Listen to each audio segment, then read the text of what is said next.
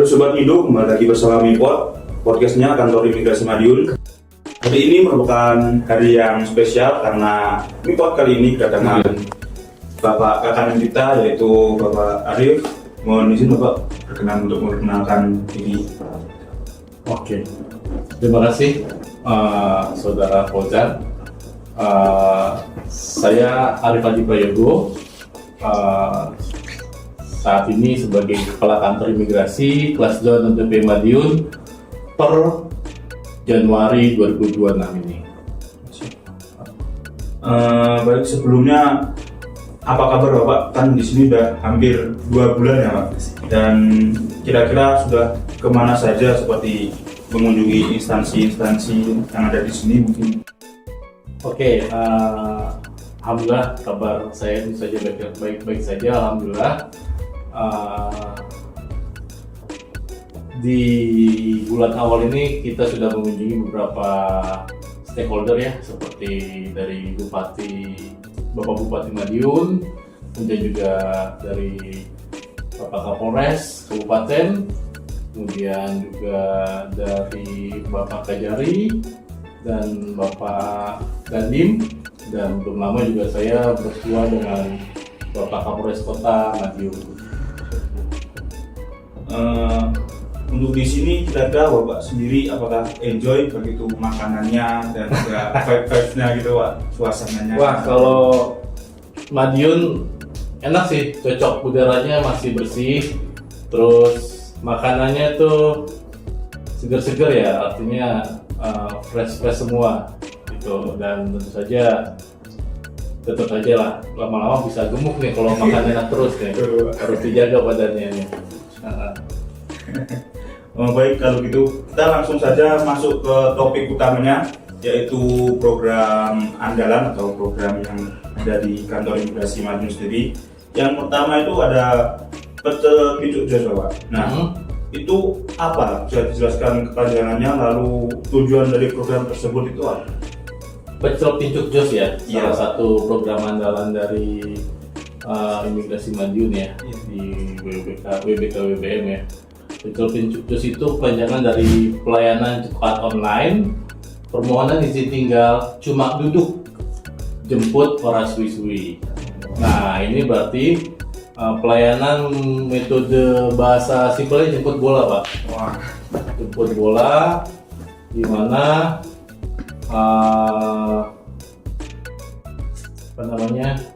si pemohon cukup di lokasi seperti di pondok pesantren ya. Di pondok pesantren tuh banyak kita jemput bola ke lokasi pondok pesantren, kemudian kita lakukan pelayanan izin tinggal di sana bagi warga negara asing yang sedang santri di sana. Dia cukup tunggu di sana, kita layani, cukup duduk terus sampai selesai, dan imigrasi datang, selesai semua urusan. berarti kita ya yang datang awal. Ya, langsung kita pelayanan on the spot, jemput bola. Mantap kalau gitu berarti Pak. Lalu selanjutnya itu ada Midun Raisa. Nah, itu kan namanya unik banget itu Pak. Midun Raisa. Tahunya kan Raisa itu penyanyi ya Pak. Kok bisa jadi nama di sini? Itu apa itu Pak? Midun Raisa itu adalah Imigrasi Madiun, prosedur pemeriksaan di hari yang sama, yaitu pemeriksaan BAP ya, berita acara pemeriksaan untuk paspor hilang, paspor hilang dan paspor rusak. Jadi definisinya, jika ada pemohon paspor hilang atau paspor rusak, dia bisa datang sebelum jam istirahat, langsung dilakukan BAP di bagian intelijen dan penindakan, dan di hari yang sama juga langsung dilakukan perekaman foto dan biometrik. Jadi di hari yang sama, at the same day.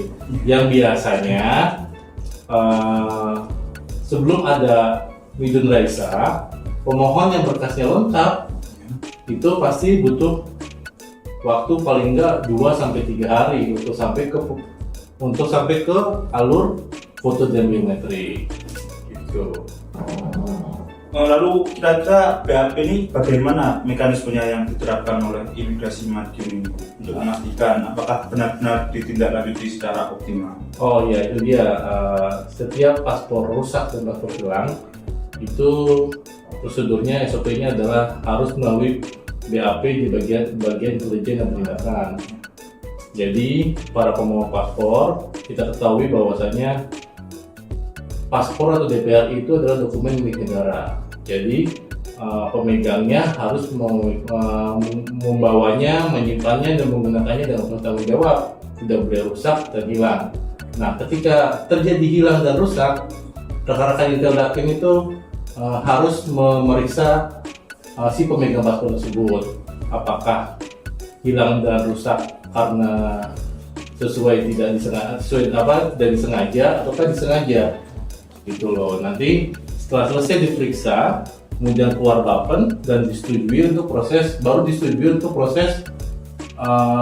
foto dan biometriknya gitu loh. Tapi juga kalau untuk paspor hilang wajib melampirkan surat kehilangan dari kepolisian ya. Iya. Kira-kira itu nanti ada dendanya nggak ya? Ada dendanya masing-masing. Untuk paspor hilang itu 1 juta. Lalu selanjutnya ini ada juga program yaitu Desa Binaan. Desa Binaan. Nah, itu tujuan utamanya dari pelaksanaan program Desa Binaan itu apa?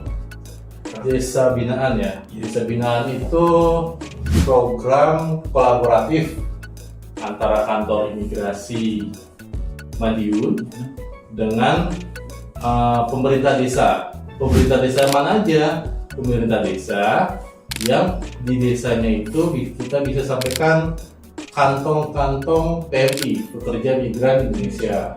Nah, tujuannya apa sih? Tujuannya kita bisa memberikan informasi kepada masyarakat di desa tersebut agar tidak terjebak atau terbawa menjadi korban TPPO dan TPPM dengan iming-iming bisa bekerja di luar negeri.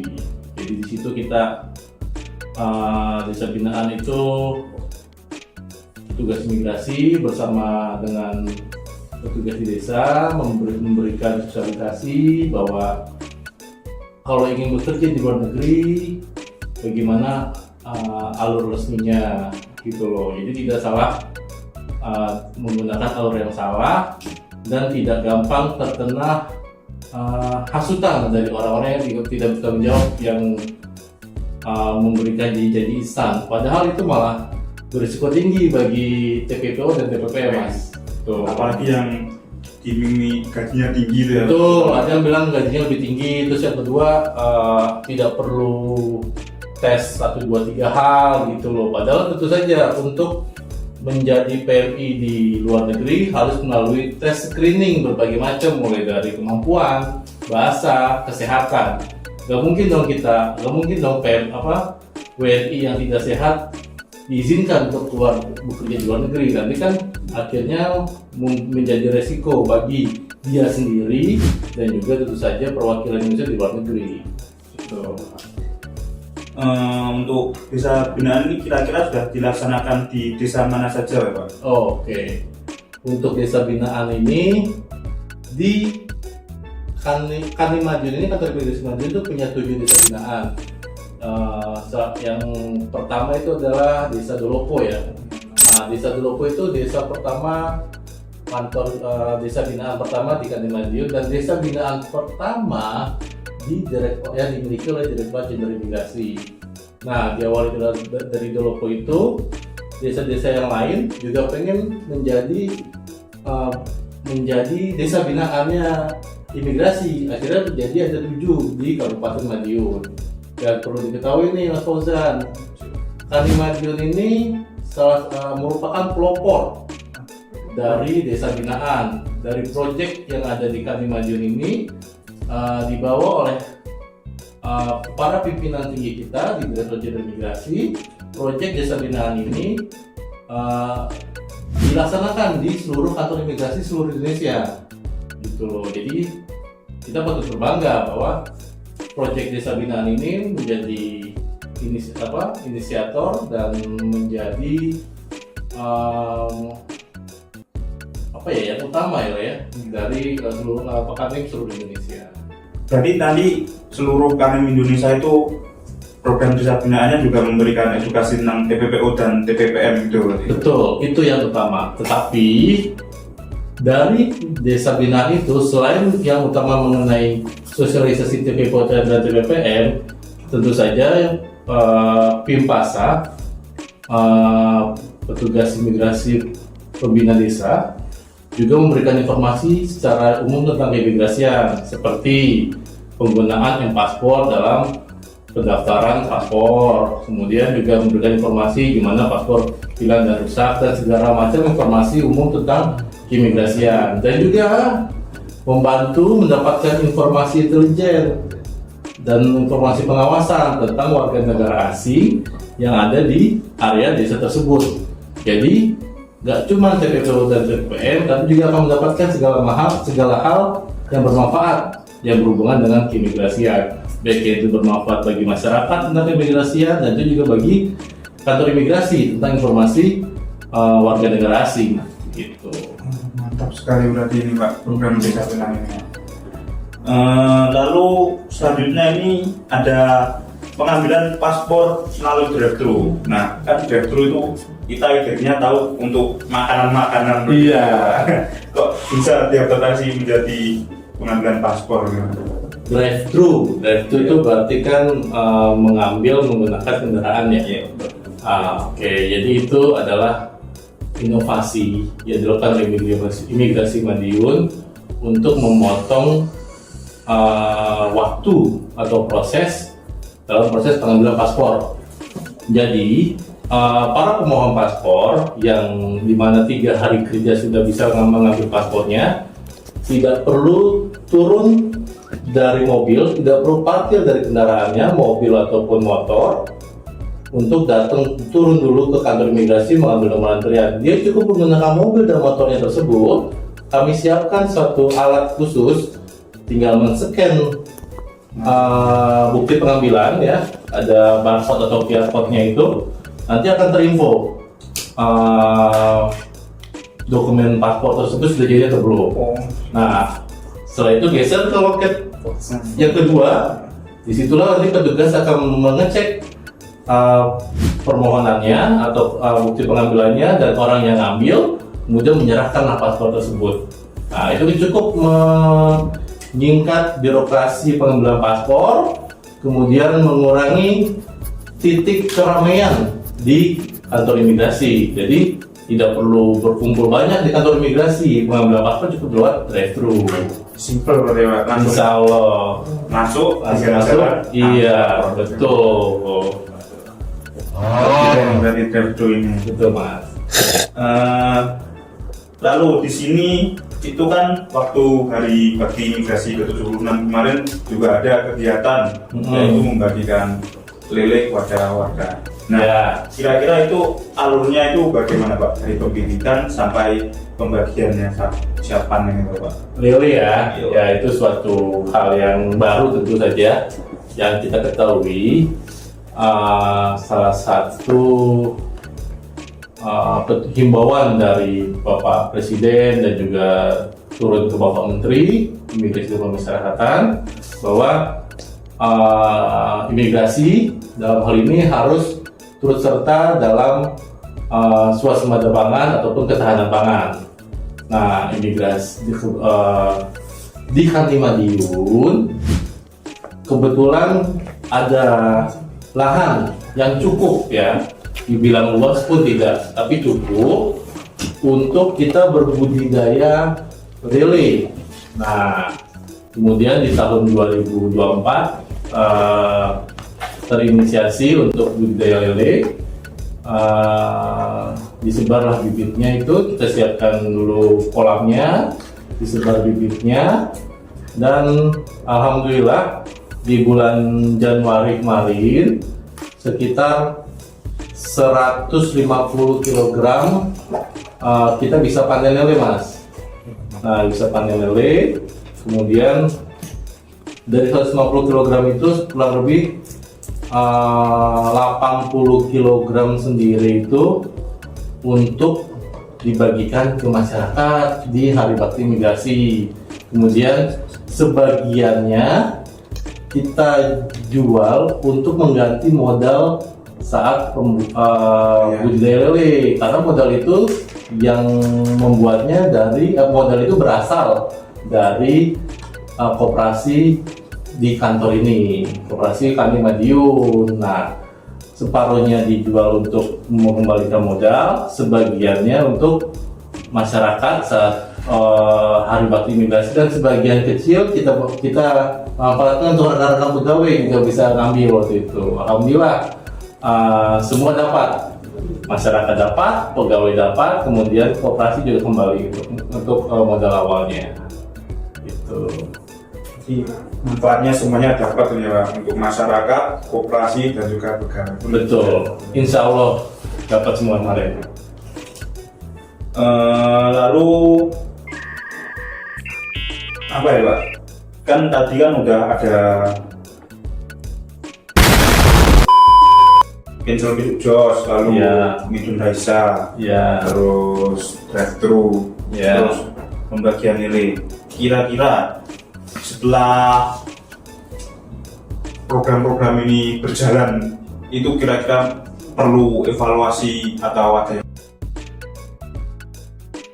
mengenai yang di Kandi Madiun ini ya, di 2026 diawali bahwasanya 2026 itu adalah imigrasi Madiun